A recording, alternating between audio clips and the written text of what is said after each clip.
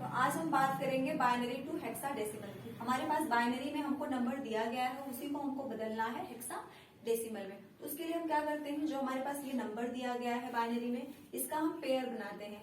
Pair कितने का बनाते हैं हम? 4 का पेयर बनाते हैं। तो यहाँ पे हमने 4 का पेयर बनाया, फिर यहाँ पे 4 का पेयर बनाया।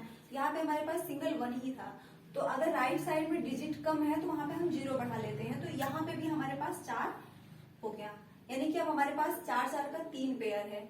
तो हम कैसे लिखेंगे? यहाँ 1 लिखेंगे, 1 का डबल होता है 2, और 2 का डबल होता है 4, 4 का डबल होता है 8। और इस पूरे को अगर हम जोड़ेंगे तो इसका जो सम आता है वो आता है आपका 15।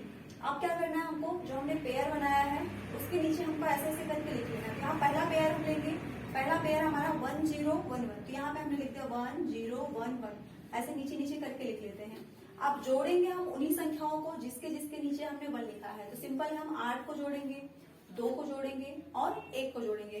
तो 8 2 10, 10 1 11, 11 यहाँ पे हो गया। 11 का मतलब होता है B, तो यहाँ पे इसकी वैल्यू आ गई हमारे पास B।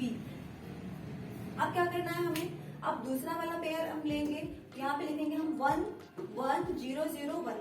अब फिर से वही काम हमको करना है, यहाँ पे हमको जोड़ना उन्हीं संख्याओं को है जिनके जिनके नीचे 1 लिखा है। तो यहाँ पे 8 के नीचे 1 लिखा है और 1 के नीचे 1 लिखा है, तो 8 1 9 हो जाता है। तो यहाँ पे हो गया आपका 9।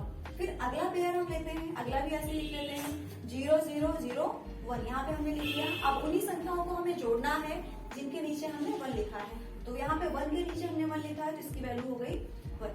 अब पूरी वैल्यू क्या हो गई, इस पूरे बाइनरी नंबर की जो वैल्यू है हेक्साडेसिमल में क्या आ गई, हेक्साडेसिमल में आ गई आपकी 19B, यानी कि यहाँ 11 आया है। तो 11 हम नहीं लिख सकते हैं, 11 की जगह हम क्या लिखेंगे, 11 की जगह हम लिखेंगे B, क्योंकि यहाँ पे 10 की वैल्यू A होती है, 11 की B होती है। तो सिंपल यहाँ पे हम लिख सकते हैं जो हमारा ये बाइनरी नंबर है उसकी वैल्यू आ गई आपकी 19B।